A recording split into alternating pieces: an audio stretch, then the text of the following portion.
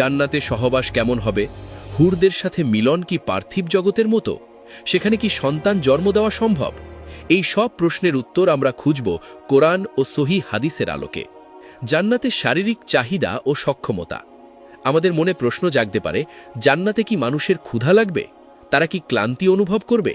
কিংবা মিলনের জন্য কি তাদের দুনিয়ার মতো সীমাবদ্ধতা থাকবে? ইসলামী বর্ণনা অনুযায়ী জান্নাতীবাসীরা কখনোই বৃদ্ধ হবে না। তারা হবে চিরযুবক, যাদের বয়স হবে সর্বদা ৩০ থেকে ৩৩ বছরের মধ্যে। জান্নাতে প্রস্রাব, পায়খানা বা কোনো প্রকার নাপাকির অস্তিত্ব নেই। তাদের ঢেকুর ও ঘাম হবে কস্তুরীর মতো সুগন্ধযুক্ত। জান্নাতীদের শারীরিক সক্ষমতা সম্পর্কে মহানবী এক বিস্ময়কর তথ্য দিয়েছেন।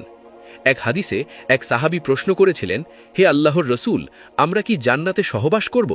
তিনি উত্তর দিলেন, হ্যাঁ, সেই সত্তার কসম যার হাতে আমার প্রাণ, মিলন হবে সজোরে, আর যখনই মিলন শেষ হবে তখন তারা আবার পবিত্র ও কুমারী হয়ে যাবে। তাবরানি আল মোজাম আল আউসাত। তিরমিজি শরীফের একটি হাদিসে বর্ণিত হয়েছে যে জান্নাতে একজন মুমিন পুরুষকে যৌন মিলনের জন্য ১০০ জন পুরুষের শক্তি প্রদান করা হবে। তিরমিজি ২৫৩৬। এটি দুনিয়ার কোনো দৈহিক শক্তির সাথে তুলনীয় নয়, বরং এটি হবে জান্নাতের এক ঐশ্বরিক দান, যা কেবল আনন্দ বৃদ্ধির জন্য। সেখানে কোনো বীর্যপাত বা দুর্বলতা থাকবে না। হুরদের পরিচয় ও বর্ণনা। জান্নাতের অন্যতম শ্রেষ্ঠ নেয়ামত হল হুর। আল কুরআনে আল্লাহ তাআলা বহুবার হুরদের সৌন্দর্য বর্ণনা করেছেন। সূরা আর রহমান, সূরা আল ওয়াকিয়া এবং সূরা আন নাবায় হুরদের কথা বিশেষভাবে এসেছে। হুরদের রূপ কেমন? কোরআনের ভাষায় তারা হল হুরুন ইন, অর্থাৎ ডাগর চোখ বিশিষ্ট সুন্দরী। তাদের গায়ের চামড়া এতই স্বচ্ছ হবে যে হাড়ের মজ্জাও বাইরে থেকে দেখা যাবে। তারা হবে সুরক্ষিত মতির মতো। সূরা আল ওয়াকিয়া ২২ থেকে ২৩। হাদিসে এসেছে, যদি জান্নাতের কোনো একজন হুর দুনিয়ার দিকে উকি দিত, তাহলে আকাশ ও জমিনের মধ্যবর্তী সব কিছু আলোকিত হয়ে যেত এবং এর সুগন্ধে পৃথিবী ভরে যেত। এমনকি তাদের মাথার ওড়নাও এই গোটা পৃথিবী এবং এর ভেতরের সব সম্পদের চেয়ে দামি। সহিহ বুখারী। হুরদের আচরণ। তারা হবে অত্যন্ত লজ্জাবতী এবং কেবল তাদের স্বামীদের প্রতি অনুরাগী। আল্লাহ বলেন, তথায় থাকবে অনত নয়না রমণীগণ, যাদেরকে তাদের পূর্বে কোনো মানুষ বা জিন স্পর্শ করেনি। সূরা আর রহমান ৫৬। তারা জান্নাতীদের জন্য গান গাইবে এমন সুরে যা মানুষ আগে কখনো শোনেনি। তারা বলবে, আমরা চিরস্থায়ী, আমরা কখনো মরণশীল নই, আমরা চিরসুখী, আমরা কখনো দুঃখিত হই না। দুনিয়ার স্ত্রী বনাম হুর। অনেকের মনে প্রশ্ন জাগে, দুনিয়ার স্ত্রী যদি জান্নাতি হন, তবে হুরদের উপস্থিতিতে তার অবস্থান কি হবে?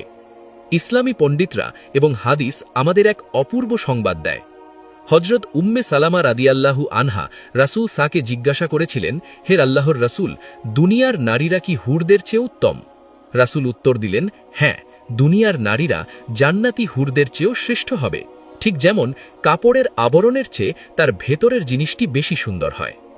উম্মে সালামা রাদিয়াল্লাহু আনহা আবার জিজ্ঞেস করলেন, কেন তারা শ্রেষ্ঠ হবে? নবীজি বললেন, তাদের সালাত, রোজা এবং আল্লাহর ইবাদতের কারণে। তাবরানি। অর্থাৎ জান্নাতে আপনার দুনিয়ার স্ত্রী হবেন হুরদের রানী। তার সৌন্দর্য হুরদের সৌন্দর্যকে ম্লান করে দেবে। আল্লাহ দুনিয়ার নারীদের নতুন করে সৃষ্টি করবেন। সূরা আল ওয়াকিয়াতে বলা হয়েছে, আমি জান্নাতি নারীদের বিশেষ রূপে সৃষ্টি করেছি। তাদেরকে করেছি চিনকুমারী, প্রেমময়ী এবং সমবয়স্কা। স্বামী স্ত্রীর যে ভালোবাসা দুনিয়াতে অপূর্ণ ছিল, জান্নাতে আল্লাহ তা পূর্ণতা দেবেন। সেখানে কোনো হিংসা বা বিদ্বেষ থাকবে না। জান্নাতে সহবাস ও মিলনের স্বরূপ। জান্নাতে মিলন বা সহবাস কি কেবল সন্তান উৎপাদনের জন্য? উত্তর হল না।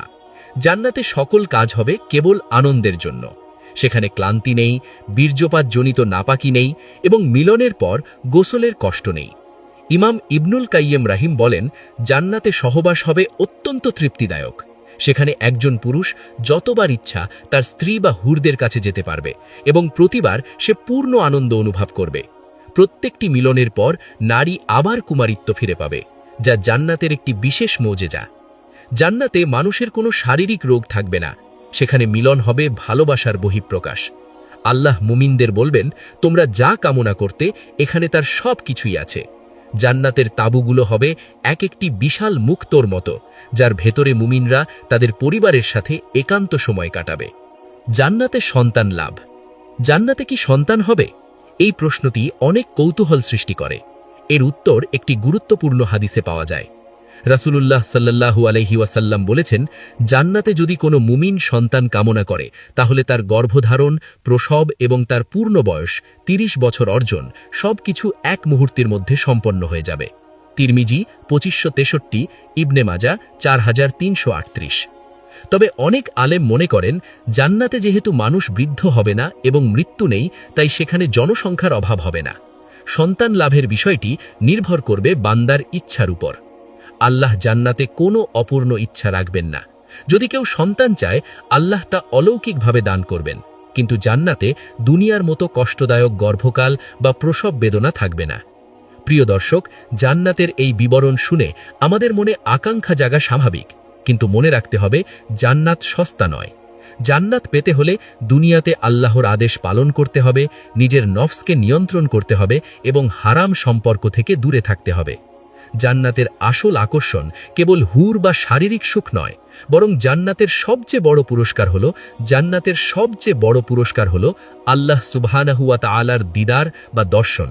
যেদিন জান্নাতীরা সরাসরি তাদের রবের দিকে তাকাবে, সেদিন তারা জান্নাতের সব নেয়ামতের কথা ভুলে যাবে।